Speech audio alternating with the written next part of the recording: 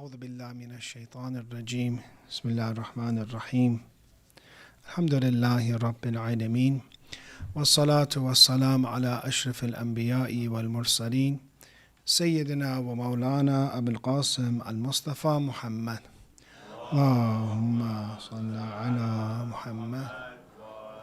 محمد وعلى أهل بيته الطيبين الطاهرين ولعنة الله على أعدائهم إلى يوم الدين. Assalamu alaykum ya Abu Abdullah. We're in the month of Safar, a month that we continue to mourn Imam Hussein alayhi salam, his martyrdom and his loyal companions. We said that we learned from the seerah and life of Imam Zain al-Abidin, who cried for Imam Hussein alayhi salam his entire life for 34 years. And was one of the individuals that was known, four main individuals that cried the most. And if ever asked why do we mourn Imam Hussein for so long, we say that Imam Zain al-Abidin alayhi salam did. And that he referred to Prophet Yaqub, crying for Prophet Yusuf in the Quran, even though Prophet Yaqub knew Prophet Yusuf was alive. But he cried so much until he became blind. If crying for a prophet, crying for a divine guide is wrong, God would have said so. God would have said so in the Quran, but in the Quran we see the Prophet Yaqub, he didn't cease from crying. When we look at the different lessons and letters and du'as from Imam Hussein alayhi salam, we see that there are many lessons for us to learn this Muharram and Safar. We learn that the Shia followers of Ahlul Bayt has always gained much from Imam Hussein alayhi salam. We have become honored when we get honor, we have any type of honor, or we are distinguished, or we become mighty, it's because of Imam Hussein alayhi salam. And when you look at the history of Azadari or crying for Imam Hussein, you see that from the time of Imam Zain al-Abidin, this Azadari existed. That some of the traditions say that the women of Bani Hashim were black. Some ask, why do you wear black? The women of Bani Hashim were black. And Imam Zain al-Abidin alayhi salam would bring them food. So they had majlis. And during the time of Imam Bagher alayhi salam, they had majlis for Imam Hussein. Later on, during the time of Imam Rida alayhi salam, they had majlis for Imam Hussein. And you see, he's the only Imam that through the history of Shiism that we had majlis or gatherings for. The only Imam. The other Imams, it's good because it's ta'zeem sha'a'ir. It's respecting the symbols of God. Remember the Prophet of Islam in the end of Safar. Remember his wafat. Remember Imam Ali alayhi salam 1924. That's good. But the main majlis that we had was always for Imam Hussein. And that is how many of us, if you ask, how much do you know about Islam? How much do your parents knew? How much did your grandparents know? A lot of it, there are answers from the minbar and the pulpits of Imam Hussein alayhi salam that we were educated. So therefore, this Muharram and Safar, because it's the beginning of Safar, we continue this tradition of mourning, and we continue coming to gatherings that are for Imam Hussein to benefit until it becomes complete. When does it come complete? Our mourning Azadari, when does it come complete? 40. Because when you do something for 40 days or nights, that is when it becomes complete. And that number is a interesting number, 40. And you see Allah, when he had the meeting, for example, with Prophet Musa alayhi salam, 30, and then he added 10 more, so it became 40 layla, it became 40. So in general, 40 is when 40 happens, and we complete, and we hopefully benefit in these 40 days as much as we can. Sooner or later, how the doctor mentioned, 40 is coming up. And slowly they're going to have to be removing the black banners, and it's going to be over. So dear brother and sister, try to benefit as much as you can. Try to mourn and cry and remember Imam Hussein, do ziyarat Ashura. As much as you can, your time allows. And always remember that these majalis are very special. That we have, that anfasakum, nafas, that the breath, the inhale, the exhale, that is mahmum, that is in grief, lidhulmina, for our grief, for our oppression, is tasbih. Nafasul mahmum lidhulmina tasbih. The Imam Sadiq alayhi salam mentions in tradition, and says this is the hadith that should be written in gold, that right now that you are sad for Imam Hussein, the caravan, the first of Safar is when Imam Hussein's holy head entered the city of Sham, the area of Sham, on a plate, with the children of Imam Hussein, with Lady Zainab watching, with Imam Zainul Abidin watching, Imam Baqir alayhi salam. So you see that this caravan is going, and we at the same time, we continue and we become sad in every nafas and every breath that we take here.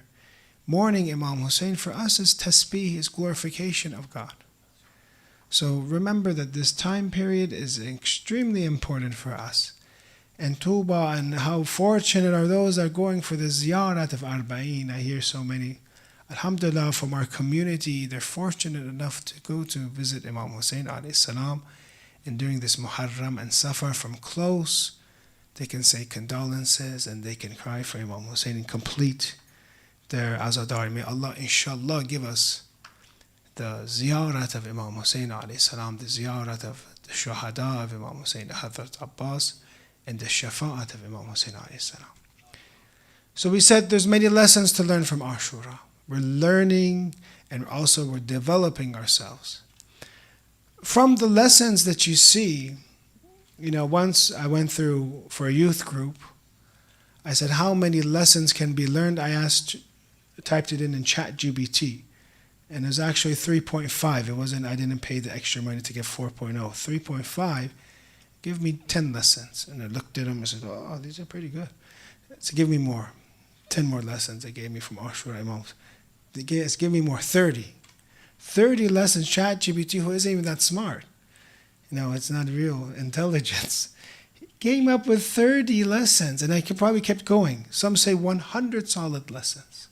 One of the lessons that I'm sure that when you say I am Husseini, that hopefully you have learned from Imam Hussein, hopefully, is fearlessness, is not fearing.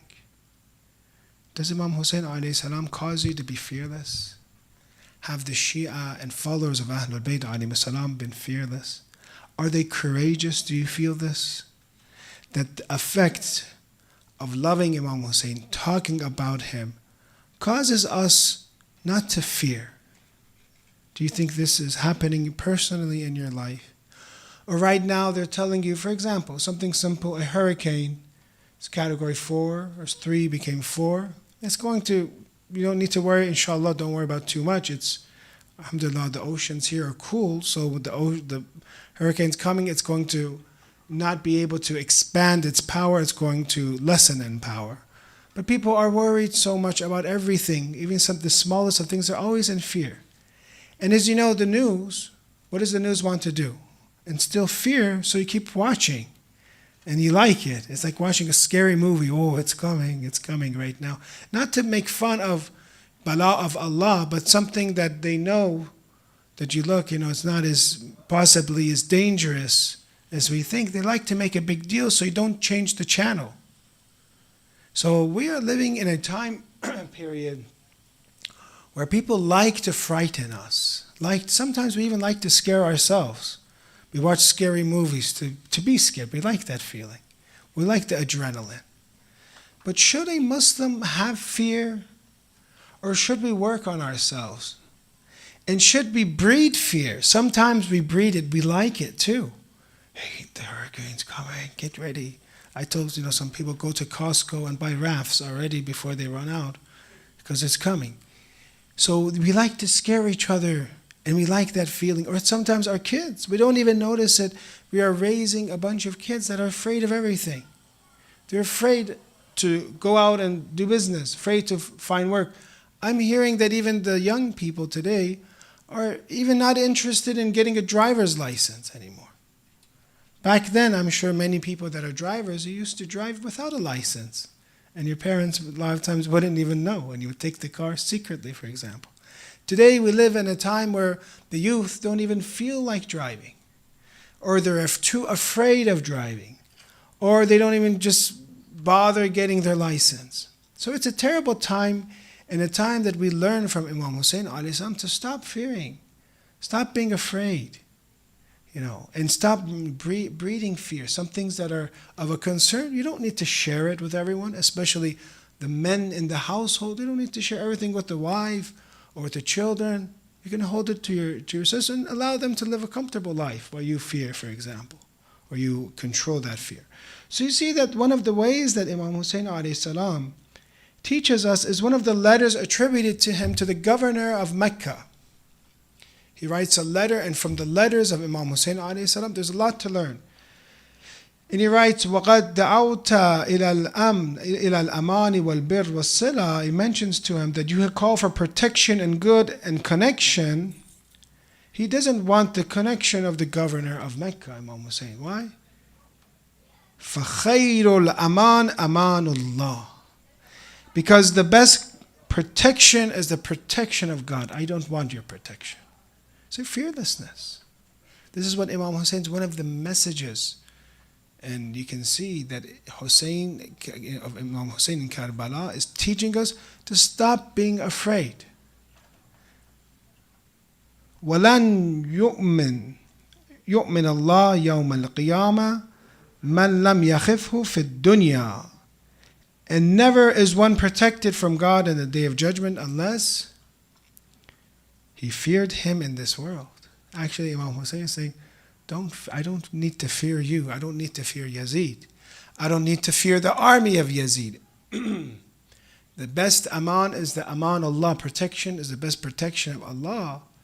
And actually, if I want to have protection, I need to fear God in this dunya. Meaning that how Quran teaches us, and how when you read, Quran and Hadith have the same message because it's from one source at the end. It's all from God. One message is this: is stop fearing other things, stop fearing people, stop fearing. If you look at one of the ways the Satan or Shaitan scares us, he threatens us with what? Faqr, threatens us with poverty. You're not going to, brother, why are you doing this haram business? Why are you, dealing with alcohol? It's forbidden to help. The narration has any type of help transporting alcohol, moving alcohol, storing alcohol, selling alcohol. All of it is haram, even to a non-Muslim.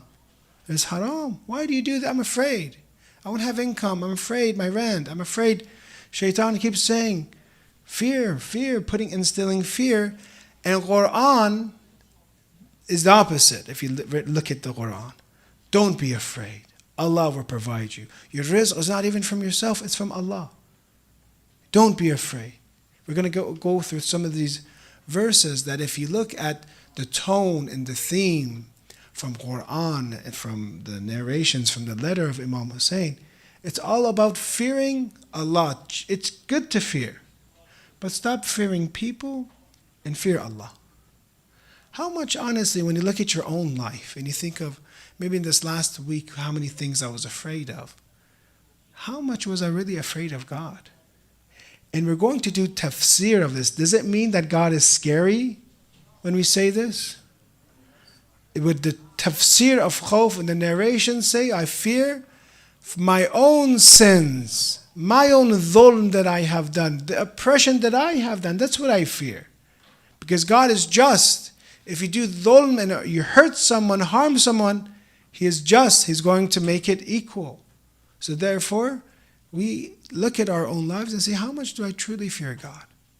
And am I so careful? We have so many ulama that some of them had so much fear of Allah, so much ihtiyat in their lives.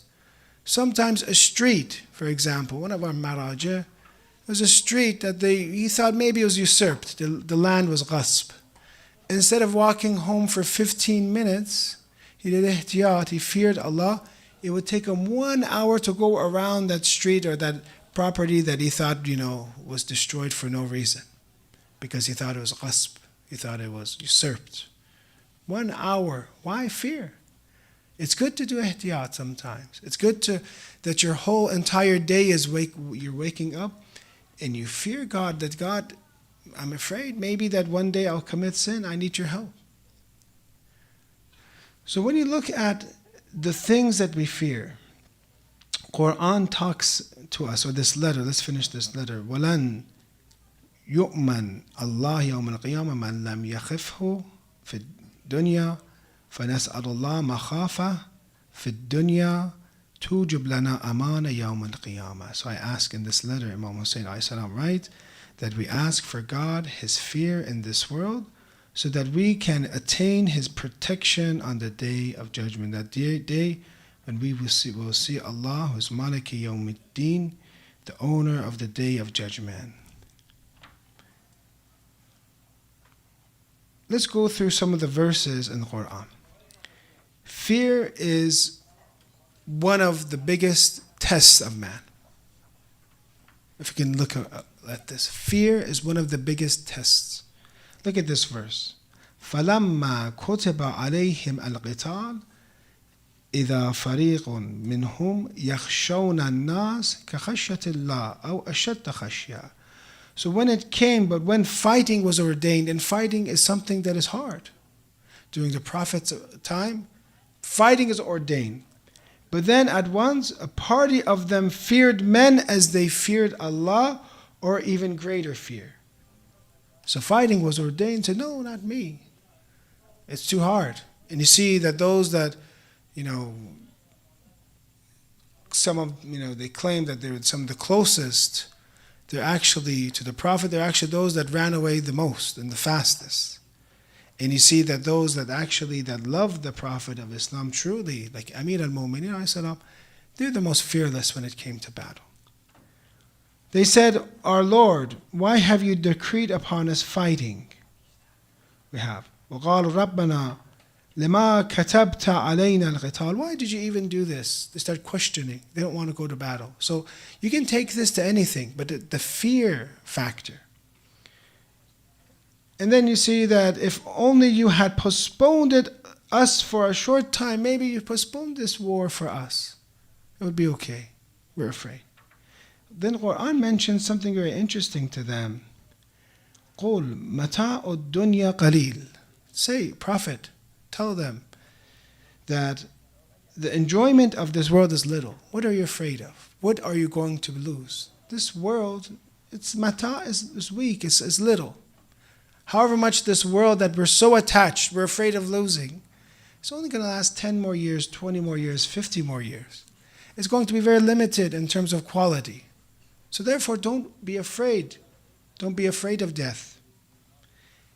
And it continues that وَالْآخِرَةُ خَيْرٌ لِمَنِ اتَّقَى وَلَا تُظْلَمُونَ فَتِيلًا. And indeed, we will not be done to you even as much of a thread inside a date seed. Justice will not be done, and the hereafter is better. So the first thing that we see from Quran that I mentioned is that fear is one of the tests of mankind, to be afraid. And Allah tests us with this. And this sometimes can be in the Holy Quran, is battle. Or you see in other verses, for example, أَيْنَمَا تَكُونُوا يُدْرِكُكُمُ الْمَوْتِ. The Quran answers, wherever you are, death will overtake you. Quran is teaching us that this death, which is a fear for us, but for the believer, is not a fear. Why? Because death is not in our hands. So what are you afraid of? Something that's not in your own hands? So you see that the verse mentions, wherever you may be, death will overtake you, even it should be in the towers of lofty construction, Quran says. وَلَوْ كُنْتُمْ فِي بُرُوجٍ مُشَيَّدًا. Even if you're in lofty constructions, death will take you. So the first factor that Quran gives the believer, the first way that Quran takes the believer out of fear is how? by saying that death is not in your hands, it's up to Allah. Even if you're in a lofty tower, when it's your time, it will happen. So what are you afraid of? I don't know if recently you've been following the news. There is a terrorist that came into one of our holy shrines in Shah Cheragh. Has everyone heard what happened in Shah Cheragh recently? Again, another person that's a terrorist, he came and he started shooting with an assault rifle, or a group of people, at least, and they came shooting. And one khadim, and this is interesting, it's not in the news here, but you see the video, it's actually filmed. There was a khadim, a person that was a servant of Ali ibn Musa. Some say it's Ali ibn Musa Khadim, some say it's Ali ibn Musa Mubarakah ibn Jawad alayhi salam. But regardless, Imam Zadeh, he was a khadim, and he says that, I saw this person, he was shooting people, and I saw the blood, of innocent people, and this caused my blood to boil. And he says that I went after that person. And you see how courageously, because this is what a khadim does. This is a person that truly learns from the lessons of fearlessness from Imam Hussein alayhi salam. This is what happens. At the end, he says, wherever I am, death will approach me, even if I'm in the lofty construction. So he comes and runs towards him, and at any moment, that guy can come back and finish him with his assault rifle, can shoot at him. And he comes, he knocks him over. And then they, handcuff this person. One person barehanded against a person with an assault rifle. I don't know if any other places or this of thing that I've seen over here. Sometimes you see that a person is hired to protect the school, and he's actually the first one that's running away, even though he has a gun, for example. You see that sometimes. So these are really interesting lessons for us to learn, that what causes, for example, that person to be so courageous. Because Imam Hussein alayhi salam, in this letter that we mentioned, is in university that is teaching us moral ethics and teaching us character, and one of those is not to fear people, is to fear Allah, as Imam Hussein alayhi salam mentions. I truly believe that it's his love for Imam Hussein, for Ahlul Bayt alayhim salam, that caused them this fearlessness. So hopefully, during these gatherings and during Muharram and Safar, we're taking, to our heart these lessons, and we're becoming, less fearful. Or we have, for example, hadith from Imam Ali alayhi salam. فَإِنَّهُ لَيْسَ عَنِ الْمَوْتِ مَحِيص إِنَّكُمْ إِنْ لَا تُقْتَلُوا تَمُوتُوا. That basically there is no way to run away from death, Imam Ali mentions. That if you're not killed, you will die anyways. If you're not killed, you'll be dying anyways. So the first thing that we see in Quran, we see in Hadith, death is in God's hands. The second thing that we see is that provision is in my hands. Provision and rizq is in my hands. How much trust do you have in God? How much, when it really comes to your income, do you trust that this is from God? That He has taken care of me for 10 years, 20 years, 30 years, 50, and He'll continue to take care of me. One of the problems we have is because we don't know it's from God, we have fear that it will be taken away from us. See, a child, how calm that child is. For example, even though that child, when you really look at him, he might have a poor father, he might have a poor mother, or the child, but doesn't understand, but has so much trust in their father or mother that they will be taken care of. Never has the stress, that child, of paying rent, of what they're going to eat tomorrow. Because they trust their mother, they put their hand in their mother's hands or their caretaker's hands. If you develop that same trust with God, when it comes to the second area, which is fear of poverty, then you will be relaxed. Imagine what a life you could live if you never had fear, you never really worried. It doesn't mean to stop working. Again, I keep saying this over and over. It doesn't mean that I stop seeking the conventional methods of rizq. I should always try that the best. But it means that Allah will not allow me to dishonor myself. Allah will not abandon me. Allah will take care of me. But the opposite, shaitan, always comes to us and threatens us. And the third thing that God, stops fear is that you should fear me and not fear others. That you should preoccupy yourself so much in the khawf of God and becoming a person that fears Him, that I'm too occupied in this type of fear that God forbid if I do a sin, if I do a dhulm, what would happen to me? What would happen to my faith? What would happen to myself? How would I answer God? They're more worried about this than, what the people can do. I'm so preoccupied in this. I become a true khaif. Remember, there's two methods, there's two characteristics that you should both have. One, you should be raji. You should have so much hope in Allah. And at the same time, you should be khaif.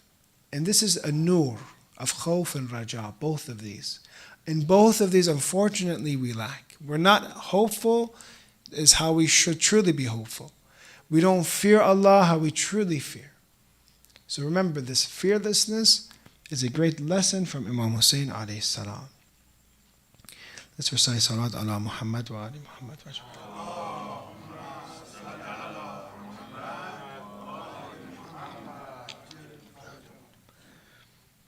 When you look at some of the traditions from Ahlul Bayt alayhi salam about fear, the Prophet of Islam mentions the fountainhead of wisdom, Ra'sul Hikmah, Makhafatullah. If you want wisdom, fear Allah. If you want hikmah, fear Him. A time that we live in, unfortunately, we fear everything except Allah. Or we see in the other tradition, the marks. How do we know if we're fearful of God? How do I know if I'm fearful? Man khafa rabbahu kaffa dhulma. The one who fears his Lord refrains from wrongdoing, from Imam Ali alayhi salam. If you truly fear God, you wouldn't sin.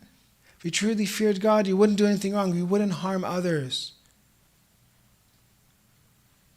Imam Sadiq alayhi salam, لا يكون العبد مؤمنا حتى يكون خائفا راجيا ولا يكون خائفا راجيا حتى يكون عاملا لما يخاف ويرجو. A servant is not a believer until he is both fearful and hopeful. And he is not fearful and hopeful until he acts in accordance with what he fears and what he hopes for. If you truly are hopeful in God, you will seek His rahmah and mercy. If you are truly fearful of God, you will stay away from His haram. So notice in your personal life, if you are afraid of haram, if it comes to food, for example, you examine it and see, okay, the ingredients or this, meat, where does it come from? When it comes to going places, you think about it, you're saying, God forbid, will there be something haram here? When it comes to friends, you're always considering what is haram. This is the best step of being an abd. Sometimes we think that Islam is a religion that it is only to make lots of dua and lots of fasting and lots of prayer. But the most important thing, more important than you can say prayer, than reading Quran, than ziyarat, all of this is being an abd of God and submitting to His will. When you have true submission of Allah and you are truly khaif, hopefully from now on, and I'm telling myself, we truly fear Him, then I truly become an abid, I become a zahid, then I truly gain rank. But if I do this a'mal, this dua, I do that charity, which is all good, but at the end I truly don't have fear of Allah, fear from a sin, then I haven't reached the stage of ubudiyyah.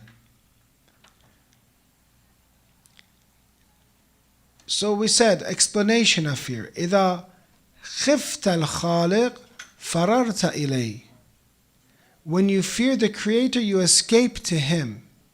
إِذَا خِفْتَ الْمَخْلُوقِ فَرَرْتُم مِّنْهُ. But when you fear a creature, you escape from him.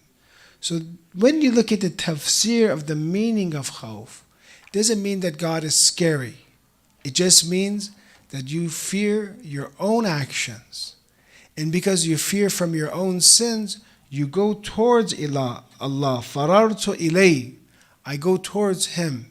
That's the difference between the fear of Allah and the fear of others. When I fear something else, I run away from it. If I told you right now, for example, there's a snake somewhere here, for example, in the sisters section, for example, or say in the brothers section, there's a snake, you'd be afraid. You'd run away from it.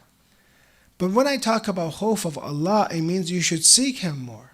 That's the difference. The tafsir doesn't mean you run away from Allah. It means you run towards Him and say, Allah, forgive me. Forgive me, and He will forgive your sins. So it's actually you're going towards Him. And therefore we have caution against fearing others. And we see that our religion is saying, Tuba liman shagalahu khawfullah and khawfin nas. Blessed is the one whose fear of Allah preoccupies him so much from fearing people. So to wrap things up, we said that one of the negative traits that happens, and we don't even pay attention, and is happening, and sometimes we might do it, is instilling fear in ourselves and our family members and others. And that a true believer should be encouraging when you come to the masjid, when someone speaks to you, they should always be telling you that you shouldn't fear. There's nothing to fear. You should be calm.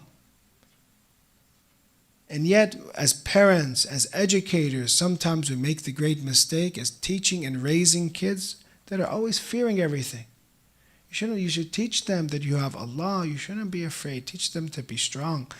Teach them that the best aman is aman Allah, how Imam Hussein taught us.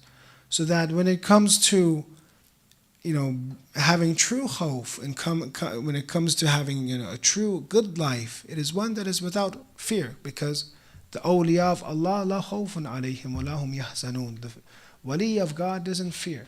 The wali of God doesn't have any type of huzn, any type of grief. So this shows us that this verse, that if you truly practice the instructions of our beautiful religion, you will be in comfort. You'll truly be in protection. And you look at them, you'll be mutma'in. You just how you see Imam Hussein alayhi salam in the last parts of his life when he was in the madhba, the Godal.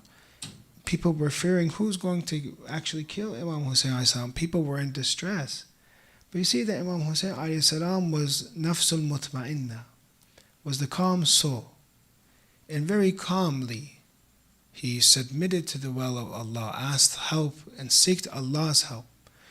Everybody was distressed in the day of Karbala at that time, but Imam Hussein alayhi salam had absolute peace, no fear whatsoever. So this is a life that you can have. You can live a life that you don't have any fear. But if you're going to open your mind and imagination and you don't control it, every time if you think about it, how much harm is there for us? I can get COVID, I can get sick, I can get an accident, I can trip, one part of myself, for example, something start mutating, I can get sick. All of this is true. We should be careful and cautious, but that doesn't mean that you should be fearful and live in fear. It means that you should live in absolute calmness. You should live in a way, and I'm telling myself, in a way that you enjoy your life. And imagine a life that you can have without any type of fear. The only way to do this, what is the only way? To fear Allah. Truly fear Allah, then the rest of creation, your day will be beautiful. You won't fear anything else. You won't fear poverty.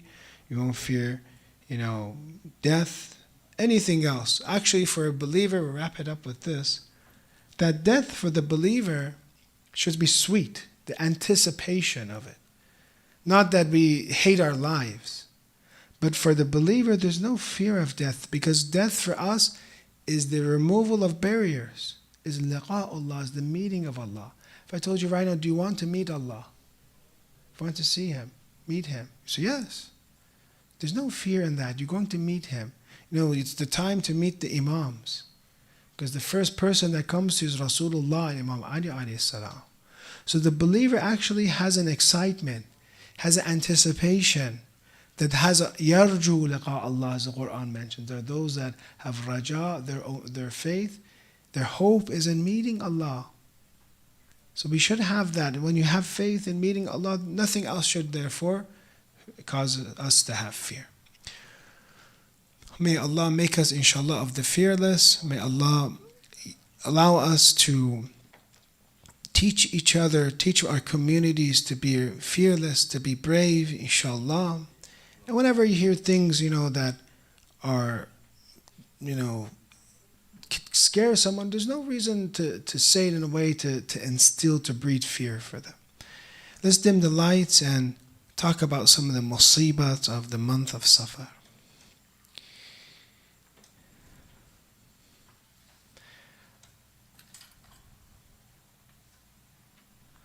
Bismillah ar-Rahman ar-Rahim.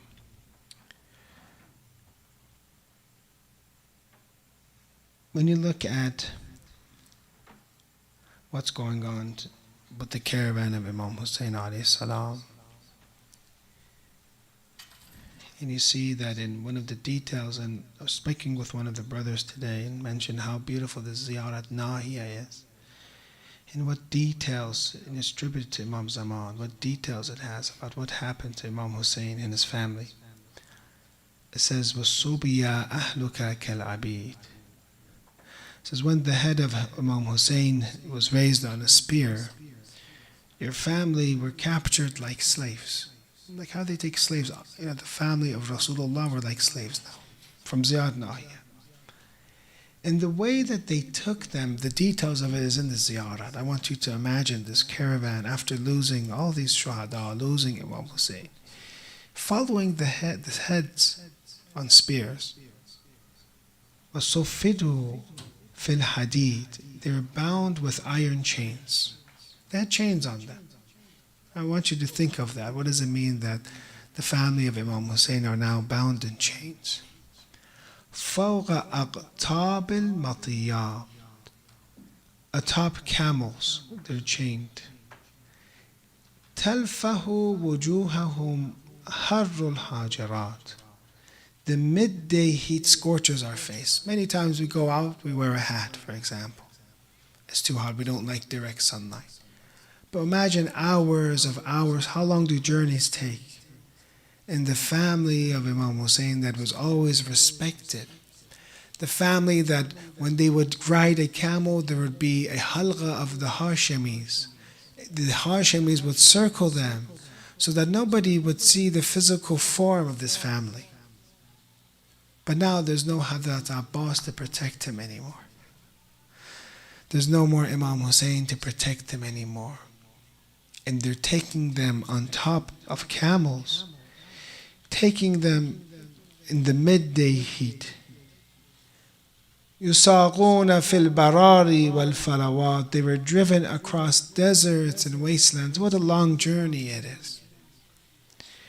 أَيْدِيهِمْ مَغْلُولَةٌ إِلَى الْأَعْنَاقِ. With their hands chained with their necks. Hands chained to their necks. This is in Ziyarat of Nahiya. And now when they reach Sham, this part is for Sham.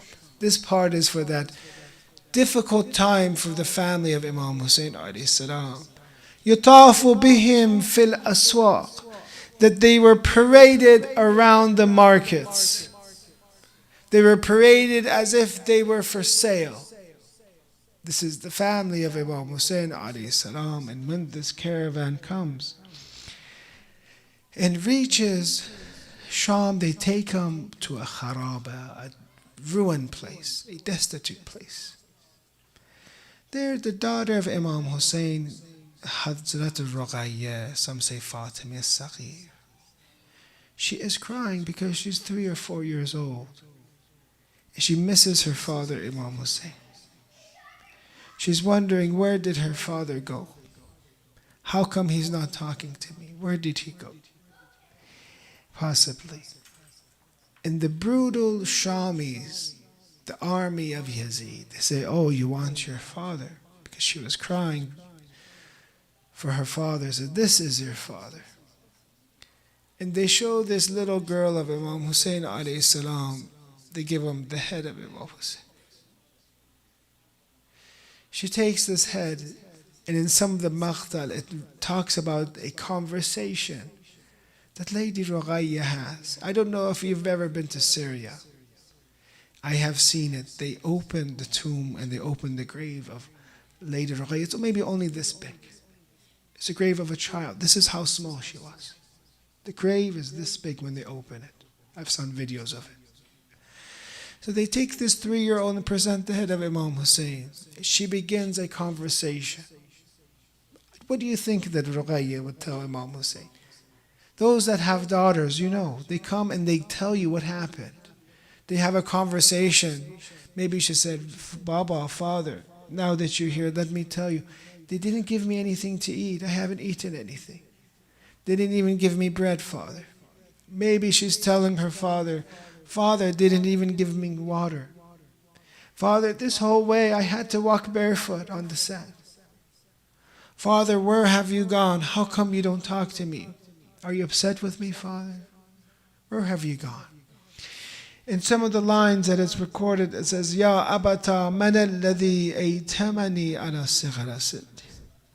Oh, Father, who has made me an orphan at such a young age?